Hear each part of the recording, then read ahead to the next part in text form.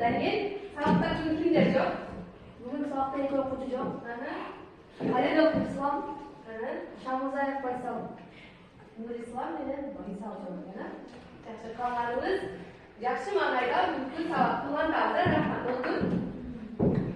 Anda ise ballar bugün sabahta biz ilgilikti, jana yaxşı ötkörü üçün biz жақынды manayda түзіп alalım. Жақынды manayda sizler bilen belgili matematik algoritmi degенди билебиз, балдар? Ошол algoritminin en sonun түшүндүрмөсү бар экен. Алгебранын негиздөөчүсү бул атайбыз. Ал адамдын адеп аклагын эң биринчи орунга коет экен. Эгерде адамдын адеп аклагы жакшы болсо, анда ал бир цифрасы менен белгиленет экен. Эгерде андан тышкары мисалы адеми сен сулуусуң, кандай турабайчы? Адеми сулуу, сабак сулуу болсо, ошол бирдин артына дагы бир ноль кошулат экен, 10 болот, Андан кийин адеми билимдүү болгон үчүн дагы бир ноль кошулуп 100 болобу? 100 болот. Адеми андан кийин эмне десек болот? Тыккан, берешен десек, дагы бир нольду кошуп, ошентип адемини биз өтө чоң санда баалап алат экенбиз, баалуулугу чоңойт экен. Рахмат. Демек, силерде эгерде билим, байлык, сулуулук, тартиптен башка бардыгы бар болуп бир гана адеп аклагыңар гана жок болсо, анда биздин миллиондорубуз, триллиондорубуз эмнеге айланып калат экен? Бирди алып салсак, ноль айланып калат экен. Демек, ошон үчүн биз кандай болбойлук биринчи орунга адеп аклагды коюшубуз керек экен, Мен дагы силерди ушундай жакшы сапаттар менен адеп аклагы болуп, мыкты инсандар болушуңарга тилектешмин.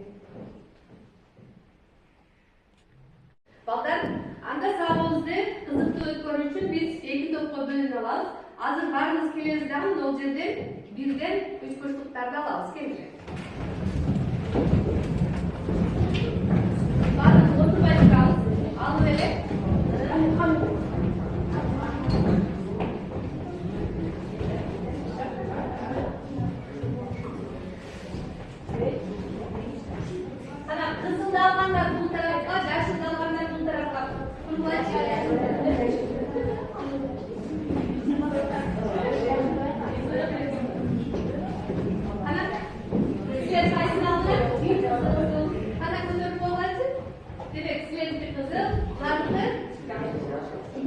Жашыл экен, анда жашыл 3 бурчтукта алгандар бул жака, кызыл 3 бурчтукта алгандар бул жака орун алабыз.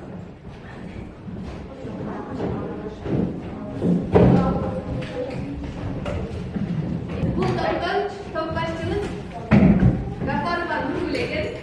Сен аттуу карта боюнча ушул картадан силер кызыл картада кызыл силерде красный ушул боюнча коюп барасыңар, ссылкага туура жокко коюп барып, ким узакка сапарылат, Египеттин эң узак шаарына кимдер жете алат. Демек, силер мына картаны толтуруп отурасыңар. Ал эми бул топтун топ башчысы Самиева Рузага, сен бул картаны толтуруп отурасыңар. Аягында жыйынтыгын айтасыңар. Анда бүгүнкү сабактын мыйзамдарын башкача айтканда, силер билгендей алтын эрежелерди менен мыйзамдарды алдым. Ошол боюнча геометриялык фигуралар менен сабагыбыздын эрежелерин түзүп алайбыз. Модулдун ичинен дайыма кандай сан чыкса эле балдар? 10 сан. Демек, биз дайыма кандай учур болбосун, өзүбүздүн маанайыбызды жагымдуу жайлары кылып отурганга аракет кылабыз, жакшы маанайда болууга. Андан кийинки бул эмне балдар? Түз сызык. Түз сызык демек максатка карай түз багыт алабыз. Бүгүн биз койгон максаттарыбызга жетишибиз керек. кайсы белги? Кошуу белгиси. Биз билимибизге дагы жаңы билимдерди кошобуз. Андан кийин бул бөлүү амалы. Бөлүү амалы менен биз топ менен биргеликте бири-бирибизге жардам берип билимибизди бөлүшөбүз. Андан кийин бул кемитүү белгиси айырмак.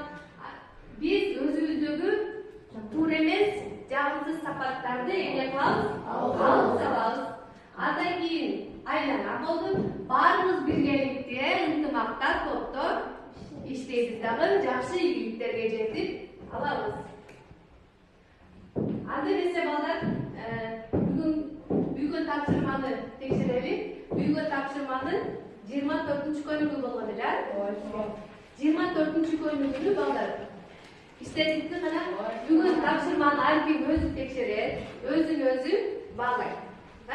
Кимде бир хата болсо 5 кое бересиз, 2 хата болсо 4 коебуз, 3 хата болсо 3 коебуз. Анда барабар болгондуктан 3-чү жана 1-чи бурчубуз эмне окшош чыгат экен, азаматтар. Бул тең капталдуу 3 бурчтук. Муну 1-чи суроону балдар. Муну эмне деп түшүнөбүз? Ким жооп берет? Кол көтөрүп жооп беребиз. Бул бир кошулган 2-чи, 3-чү бурчтун суммасы барабар. Бул эмнеби? Кол көтөрүп, кана сайда.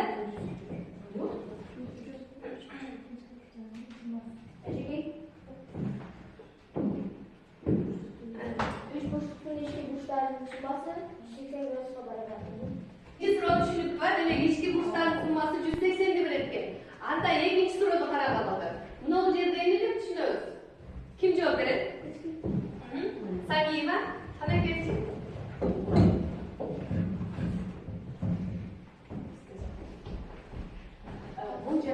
Бул жерде 4 менен 3 бул жанаша жаткан бурчтар.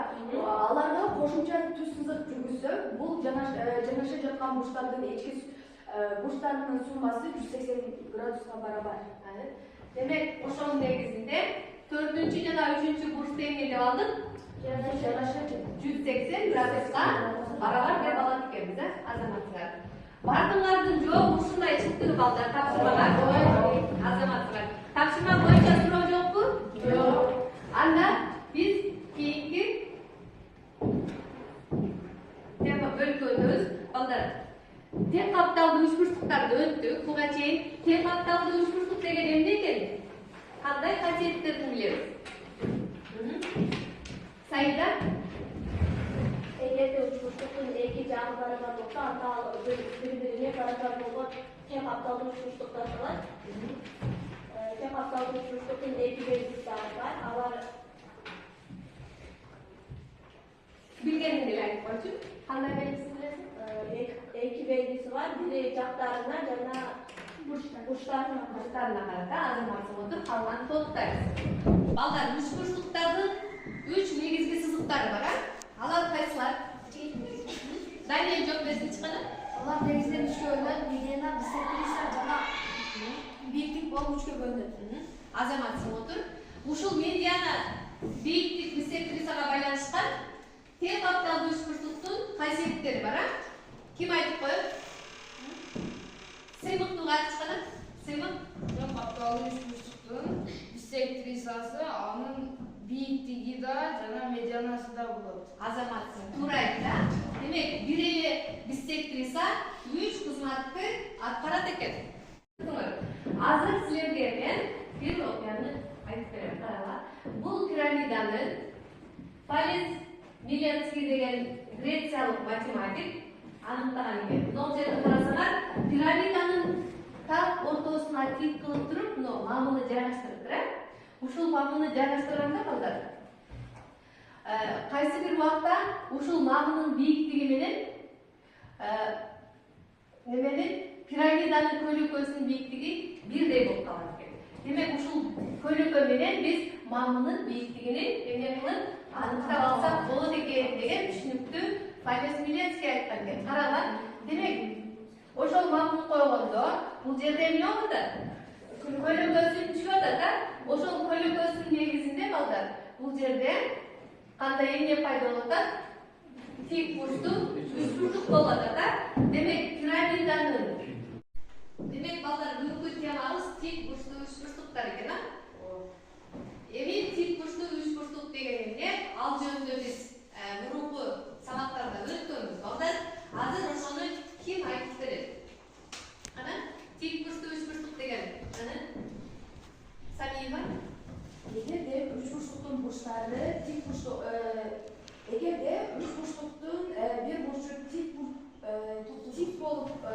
болсо, ал тик бурчтуу үч бурчтук деп аталат. Азаматсың. Же болбосо, тик бурчтуу үч бурчтуктун бир бурчу канча градуска барабар болуш керек? 90 градуска барабар болуш керек экен, а? Демек, ошол учурда биздин үч бурчтугубуз эмне болот экен? Тик бурчтуу үч бурчтук болот экен. Караңдар, А+ы үч бурчтугу берилиптир. Бизде А+ эмне экен? Тик бурч канча градуска барабар? 90 градус. Биз эмне баягы мыйзамдарды сактайбызбы? Кол көтөрүп сүйлөйбүз. А дегенди, аныкени колдонобуз, а? Эми балдар, тик бурчтуу үч бурчтуктун жактары өзүнүн аттары бар, а? Билебизби? Ким жооп берет? Тик бурчтуу үч бурчтуктун кандай аттары бар? Даниэль? Анткени тик бурчтуу үч бурчтуктардын таа бурч, кең бурч, тик бурчтуу үч бурчтук болот. Жок. Балдар, тик бурчтуу үч бурчтуктун жактарын биз өткөнбүз. Ким айтып коет? Мунун өзүнүн аттары бар, а? Айдана? Адегенде үч бурчтуктун каршысында жаткан жагы гипотенузасы, каршысында жаткан калган жактары катеттери болот. Азыр карайбыз балдар. Жакшы. Демек билет экенсиңер, катет, гипотенуза деген бар экен, а? Демек, мына тик бурчтуу үч бурчтукта смайлик турат. Анын каршысында балдар, каршысындагы жагы гипотенуза деп айтылат экен. Ал эми анын ошол А тик бурчтугунун жанаша жаткан жактары катет, сол тарабындагы дагы эмне деп айтылат экен? Катет деп айтылат экен, а? Демек, биринчи жактары бизде эмне болот экен? Гипотенуза. А Б жана Асы катеттери болуп эсептелинет экен, а? Жакшы. Так, балдар, могул жердеги сүйлөмдү кана окуп коебуз. Кимин окуп коесуң? Нургүл? Тик бурчтуу үч бурчтуктун ар бир катети гипотенузасынан кичине болот. Демек, тик бурчтуу үч бурчтуктардын катети, ар бир катети гипотенузадан эмне болот экен? Кичине болуп эсептелинет экен, а? Тик бурч дегенди эстеп калдыңызбы, балдар? Азыр мен силерге мындай таякчаларды берем. Силер ушунан тик бурчту гана чыгарып бергилечи. Ар бирин бирден акыладагы тик бурчту чыгарып беребиз. Кана, тик бурч кандай болот? Тик бурчту гана чыгарабыз, а? Тик бурчту көрсөткүлөчү бурчту гана ар бирин жасап көтөрөбүз, балдар. Биринчи топтогулар. Кана? Кайсы жерибиз 90 градус? Көтөрүп, бул жери. Жакшы. Анда бул топту көрөлү, балдар. Силер жасап тик бурчту көрсөткүлөчү кана? Азаматсың. Кайсы жери 90 градус? Ооба, ошол жери бизге 90 градусту берет экен, а? Жакшы. Анда эмесе кийинки маалыматты караганда Египеттеги үч бурчтук дейт. Караңдар. Биз калдыш дегенди билебиз, а? Математикадан өткөнбүз. Караңдар. Эгерде үч бурчтуктун катеттери жана гипотенузасын караңдар. Балдар, караңдар, силер тарых сабагынан билесиздер, Египетте өтө көп пирамидалар бар, а? Алар мурунку заманда эле жерлерин өлчөө үчүн ар кандай архитектуралык курулуштарды куруда Египеттик тик бурчтук дегенди колдонгон экен. Египеттик тик бурчтуктун балдар биз математикадан өткөнбүз, катыштары дейт. 3, 4, 5 болгон катышка барабар болгон тик бурчтуу үч бурчтук Египеттик үч бурчтук деп айтылган экен. Караңдар, гипотенузасы катыштар 1, 2, 3, 4, 5ке бөлүнүп турат, а? 5ке. Ал эми бул жак канчага? 4кө. Бул жагы 3кө бөлүнүп турат. Демек, ушундай катыштагы тик бурчтуу үч бурчтуктардын бардыгы кандай үч бурчтук деп айтылат экен? Эгипеттик үч бурчтук деп айтылат экен, а? Демек, муну биз египеттиктер жерди өлчөөдө, архитектуралык курулуштарды курууда эмне кылган экен? Колдонушкан экен. Демек, бул дагы биз үчүн тарыхый эмне болду? Маалымат болуп калды. Тик бурчтуу үч бурчтуктун касиеттери бар экен, балдар. Биринчи касиетин караңдар. Так. Даниэль окуп койчу.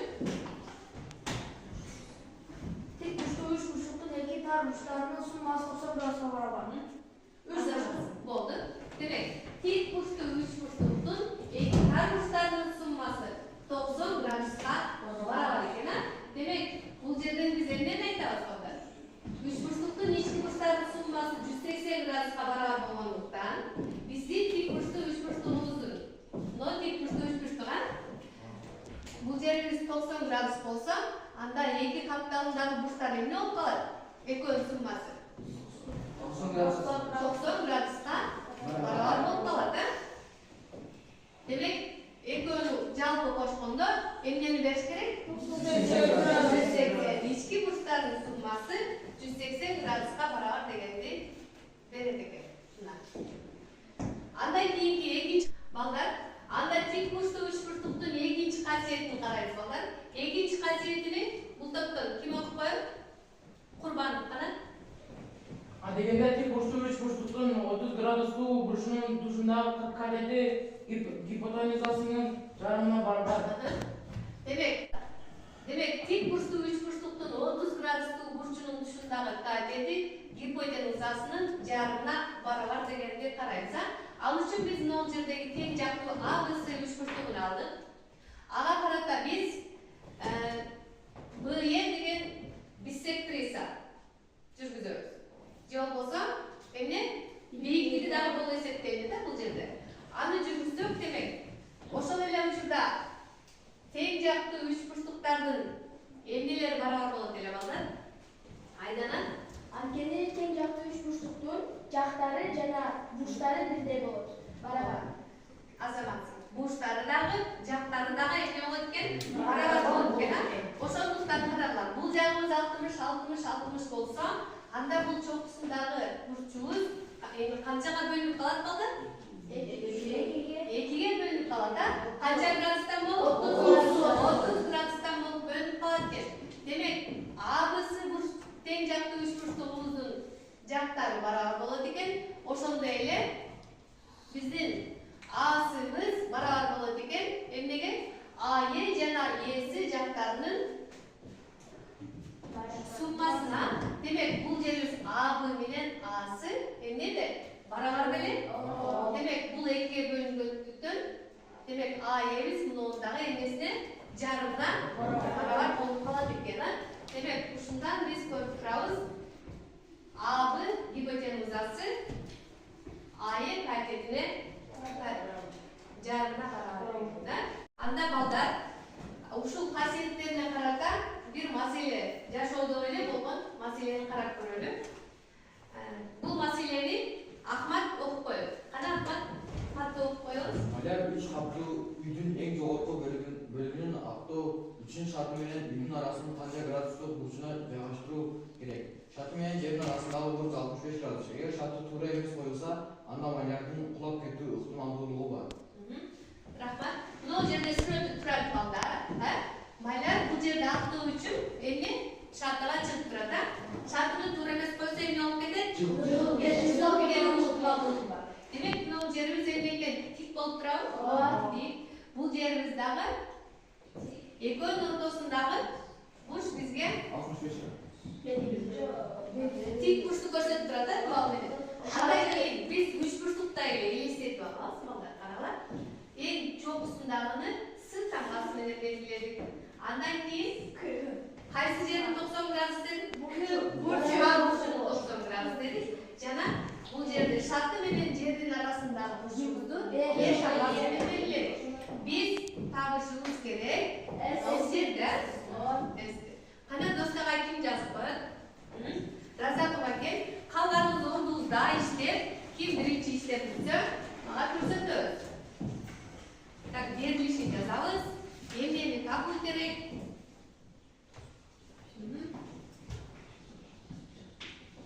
Берилди. Бизге ABC учбурчтугун элестетип алабыз, балдар. ABC учбурчтугун жазабыз.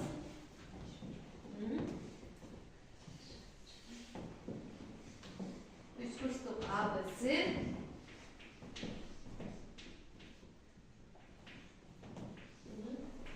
İşteyiz bunlar. Kim? Sabrina'dan birinci iштеп. Bu жашоодо колдонулган маселе. Демек биз бурчтарды жашоодо колдонобуз бекен балдар? Жашоодо керек экен, Биздин ар бир кадамыбыз, ар бир убагытыбыз бул математика болуп эсептелинет. Ошон үчүн бул сабакты эң жакшы өздөштүрүшүбүз керек. Чыгарылышы, же болбосо чыгарышыбыз.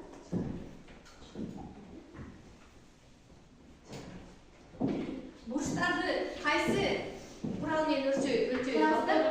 Транспортер менен, кана? Берилишин жазды. Азаматсың, айданан чыгарды. Дагы ким чыгарды балдар? Сыйлык менен далил, сыйлык.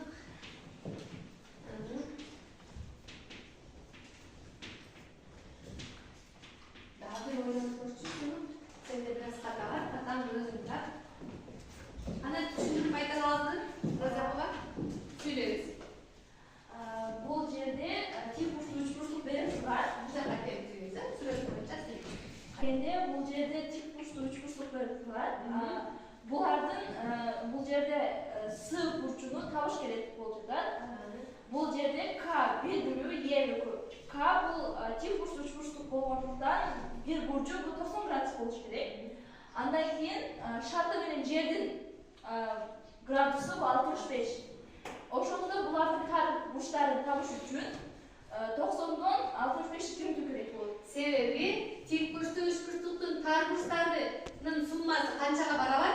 90. Ошондуктан эмне кылдың сен? Эсебиңди 90дон 65 кемитип салдым. Чыккан айырмасы бул 25 болду.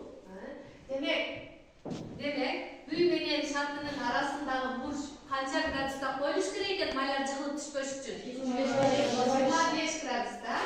Түшүндүкпү балдар? Азаматсың. Анда балдар тик бурчтуу үч бурчтуктун барабардык белгилерин карайт. Биринчи барабардык белгиси балдар. Бизге тик бурчтуу ABC үч бурчтугу берилсин, жана ошол ABC үч бурчтугунун балдар экинчи үч бурчтук менен кандай барабардык болот? Эгерде тик бурчтуу үч бурчтуктун эки катеттери экинчи тик бурчтуу үч бурчтуктун тиешелүү катеттерине барабар болсо, караңlar, кызыл менен сызылган катеттерибиз бири-бирине эмне болот экен? Барабар болсо, анда бул эки үч бурчтугубуз бири-бирине эмне болот экен? Барабар болот экен. А жагы МК жагына, АС жагы КЭ жагына барабар болсо, анда биздин АБС жана КМР деген үч бурчтугубуз эмне болот экен? Барабар болот экен. Бул биздин барабардык белгибиз катеттери боюнча экен. Түшүндүкпү? Эки катети бири-бирине барабар болуш керек экен. Андан кийинки экинчи белгисин караңlar. Ушундай эле биз эки тик бурчтуу үч бурчтукту алабыз. Бул тик бурчтуу үч бурчтуктардын балдар бир катети жана ага жанаша жаткан бир тар бурчу, жогору жакта R деген бизде тар бурчту көрөбүз. Жанаша жаткан тар бурчу экөө бири-бирине барабар болсо, анда бул үч бурчтуктар дагы эмне болот экен? Барабар болот. Демек, бул жерде R бурчу менен Y бурчу барабар экен, R D жагы менен Y X жагы барабар экен. Бул жерден биз көңүл бура турган нерсе караңlar. Бир катет менен бир бурч барабар болсо, анда бул эки үч бурчтук бири-бирине эмне болуп калат экен? Барабар болуп калат экен. Кийинки үчүнчү белгисин карайбыз балдар. Үчүнчү белгисинде дагы ушундай эле эки тик бурчтуу үч бурчтукту карайбыз. Бул жерде бизде эмнелери белгилүү болот экен. Мен кызыл сызык менен эмнени белгиледим? Кол көтөрүп жооп беребиз балдар. Кана? Бет болсун. Азаматсың гипотенузасы, экинчи тик бурчтуу үч бурчтуктун дагы балдар гипотенузасын жана бир жанаша жаткан тар бурчун белгилеп алган. Демек, үчүнчү белгисинде гипотенуза менен ага жанаша жаткан бир тар бурчу барабар болсо, анда биздин үч бурчтуктарыбыз эмне болот экен? Барабар болот экен. Бул жерде эмнелерди карайт экенбиз? Гипотенуза менен бир бурчуну, тар бурчуну карайт экенбиз, Андан кийинки белгибиз балдар. Анда эмесе кийинки барабардык белгибиз ким окуп коет? Төрөбекова. Бир тик бурчтуу үч бурчтуктун катети жана гипотенузасы экинчи тик бурчтуу үч бурчтуктун тиешелүү катетине жана гипотенузасына барабар болсо, анда ал үч бурчтуктар барабар болот. Барабар болот экен, Демек, бул жерде тик burçluktun bir KT'yi jana bir hipotenuzası barabar bolsa, anda bizdin berilgen iki tip burçlu üç burçluğumuz birbirine emin olurken barabar olur eкен. Bu teoremanın dalilдөөсүн балдар китептен өз алдынча окуп, жазып, далилдеп келебиз, түшүнүп келебиз. Демек силер тик бурчтуу үч бурчтук жөнүндө маалыматты алдыңар, тик бурчтуу үч бурчтукту биз аныкташ үчүн, анын бурчтарын билиш үчүн бул кайсы курал балдар? Транспортер менен өлчөп туруп, анын бир бурчу 90 болсо, аны кандай үч бурчтук деп айтабыз? Тик бурчтук. Эгерде транспортерибиз жок болуп калса балдар, мынау дагы тик бурчтуу сызгыч, ушуну менен өлчөп туруп, могу жерибизге канча градус түзөт? 90. Демек, ушун менен дагы биз үч бурчтуктун тик бурчтуу экендигини аныктап алсак болот экен. Азыр мен силерге эки үч бурчтукту сызып көрсөтөм балдар. Анын силер кайсынысы тик бурчтуу үч бурчтук? Азыр могу жерге доскада эки үч бурчтук сызылып турат. Бул үч бурчтуктарды биз ушул транспортердин жана тик бурчтуу сызгычтын жардамында анын кандай үч бурчтук экенин аныктайбыз. Доскага эки окуучу келип, ушул үч бурчтуктардын чокуларын белгилеп, анын кандай экендигин аныктайт. Ким доскага чыгат балдар? Биринчи топтон Айдана кел, бул жактан Саида келгиле. Экөөңөр бул үч бурчтуктардын кандай экендигин аныктайсыңар. Айда транспортерди колдонот экен, Саида тик бурчтуу сызгычты колдонот экен. Калганыбыздагы окуубузда балдар кол жолун сызып туруп, аныктап отурабыз. Ар бир үч бурчтуктун өзүгө тиешелүү аты болот, чокуларын чоң таңбалар менен белгилейбиз.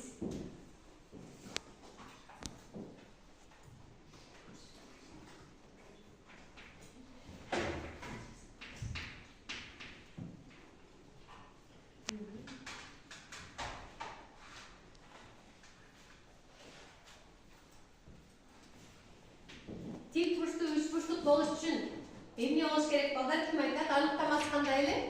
Аныктамасы. Тик бурчтуу үч бурчтук деген эмне? Аныктамасын ким айтып коет? Нургүл?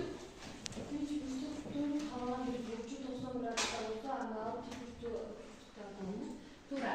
Демек, үч бурчтуктун бир эле бурчу 90 градус болсо, анда ал үч бурчтугубуз тик бурчтуу үч бурчтук деп айтылат экен. Саида?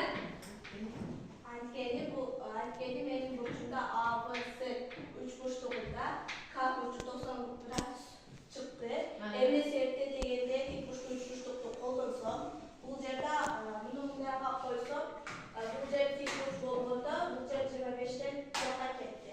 Ошондуктан бул жердин тик бурч жерде, ошого бул жер дагы тик бурч деп аталат. Демек, сен А, К, С деген үч бурчтугубуз эмне? Тик бурчтуу үч бурчтук экенин аныктады. Рахмат, отур. Демек, кана Айдайды угабыз. Айдайдын үч бурчтугу кандай үч бурчтук экен? Дегенде үч бурчтуктун бир бурчу 90 градус болуш керек. Тик бурчтуу болуш үчүн, Тик бурчтуу болуш үчүн меники бул жер болбой калды. 70 градус, 55 градус, бул жерде 55 градус болуп калды. Дегенде тик бурчтуктун бир жагы болсо да 90 градус болушу керек эле. Ошондо тик бурчтуу үч бурчтук боло алат. Жакшы. Демек, силер тик бурчтуу үч бурчтукту кантип өлчөөнү, кайсыл жакта колдонушуну жана ага тиешелүү касиеттердин баарыны үйрөндүк, балдар. Анда эмесе биздин билген билимибизди дагы бир жолу бышыктап алыш үчүн биз силер менен төмөнкүдөй оюн ойнойбуз. Азыр ким туура жооп тапса, кол көтөрүп жооп берет. Биз кайсы жака сапардык? Египетке. Азыр кайсы топ суроого көп жооп берсе, ошол топ Египетке эң биринчи жеткен болуп эсептелет жана бүгүнкү жыйынтык боюнча эмне болот? Жеңүүчү болуп каралат. Анда эмесе башталды балдар. Биринчи суроону карайбыз.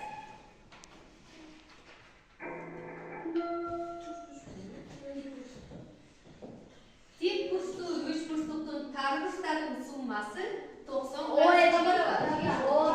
Кол көтөрүп жооп беребиз. Бул топтон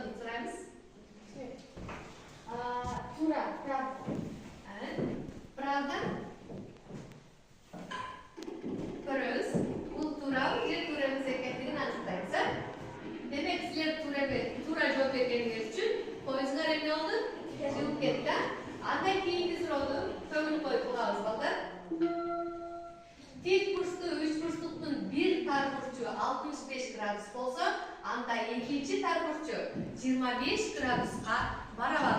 Kol көтөрүп гана жооп беребиз дагы. Бул жакка келип өзүбүз текшерип көрөбүз. Кана Адахан келчи.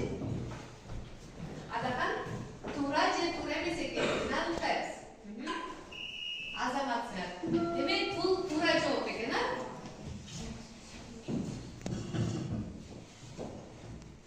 Кийинки суроого өтөбүз балдар. Тик бурчтуу үч бурчтуктун тар бурчтардын суммасы 180 градуска барабар. Кол көтөрүп жооп беребиз. Курбанов. Сүйлөйбүз, а кана? Окулуп келебиз. Тик бурчтуу үч бурчтуктун тар бурчтарынын суммасы 180 градус. Бул эмне? Жок Туура эмес экен, а? Демек булар бул аялдамада калып кетти. Кийинкиге өтпөй калды. Кийинки суроону Самима окуйбуз, суроону окуйбуз.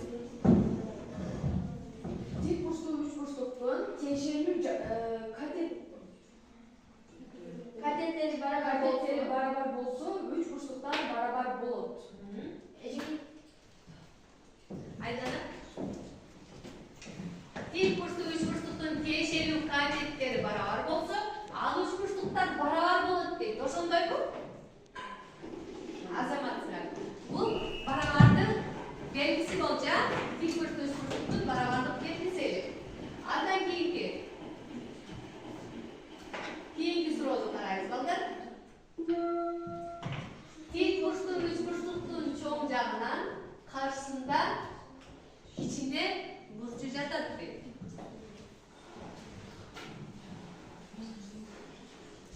Тик бурчтуу. Даниэль, кел. Суроону окуйбуз дагы, анан жооп беребиз, а? Келем. Тик бурчтуу үч бурчтуктун чоң жагынан каршысындагы кичине бурчу жатат. Туурабы? Туура айтып атабы? Азаматсың. Туура экен, а? Демек, силер эмне кылдыңар? Бир аялдамага алууга чыгдыңар.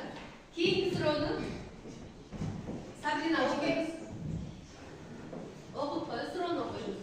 Тик бурчтуу үч бурчтуктун чоң бурчунун каршысында кандай бурч жатат?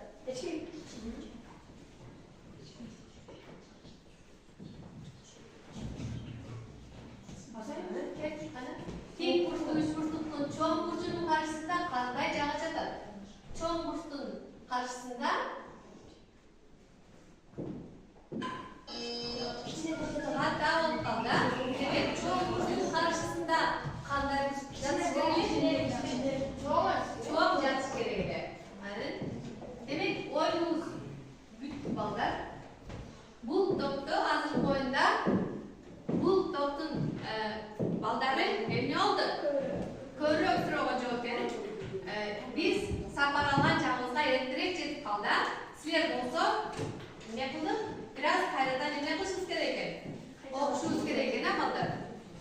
Анда эмесе топ башчылары силер жыйынтыгыңарды көрсөтүп, ошол боюнча маалымат берсеңер. Балдар, бүгүнкү сабакта силер эмнени үйрөндүңөр? Эмне кызыктуу болду жана эмнени бөлүшө аласыңар? Баарыбыз бирден айтып чыгалы, кыска кылып. Төрөбекова, Мен бул сабакта транспорт менен иштешти үйрөндүм. Бул сабакта тик бурчтуу үч бурчтуктардын теоремасы жакты. Жана үч бурчтуктун эмне жөнүндө бөлүшө алам? Үч бурчтуктар жөнүндө бөлүшө алам. Азамат. Ахмат, Шатын туралы үйрендім. Мага трансфер менен иштер жакты, транспортер. Мен тик бурчтуктун бурчтарын билчү бар. Азамат. Демек, бул жашоодо керек экен, а? Шартынын тууралуу. Жашоодо үч бурчтуктун кандай түрлөрүн жашоодо колдонсо болот экенин үйрөндүм. Жана үч бурчтуктун кандай касиеттери, белгилери, барабарлыктары мага аябай жакты. Жана ал хорезмдин сөзү менен бөлүшсөм болот. Азамат. Нургүл, Мага сапардагы хорезм жакты. Мен бул сабактан бурчтуктун теоремасынын касиеттерин үйрөндүм. Жана египеттеги тик бурчтуу үч бурчтук менен бөлүшө алам. Азамат. Мен бүгүнкү сабакта тик бурчтуу үч бурчтуктардын касиеттерин үйрөндүм. башкалар менен тик бурчтуу үч бурчтуктардын касиеттерине бөлүшө алат. Файнестин тажрыйбасы жактыбы Даниэл? Ооба мага жакты. Пирамиданын бийиктигин эмне аркылуу аныктаган экен? Анын көлөкөсү аркылуу, дагы эмне жакты? Мага транспортер менен иштөө жакты. Анан кийин ал резинтин сөздөрдү башка адамдарга бөлүшө алам. Биринчи орунда эмнени коюшубуз керек экен? Адеп Акылат. аклак. Бирде адеп аклак турат, Азамат. Адебит Мен бул сабакта тик бурчтуу үч бурчтуктар жөнүндө кызыктуу маселелер иштеген үйрөндүк жана досторума кызыктуу теоремаларды бөлүшүүнү бөлүшөм. Азаматсыңар. Анда мен ойлойм, силер бүгүн жемиштүү эле сабак билим алдыңар, максатыңарга жеттиңер балдар? Азаматсыңар. Анда Кайыр шаарына чейин келип турдулар. Силер кайсы жерден келдиңер? Силер жакшы жооп берип аттыңар. Кана?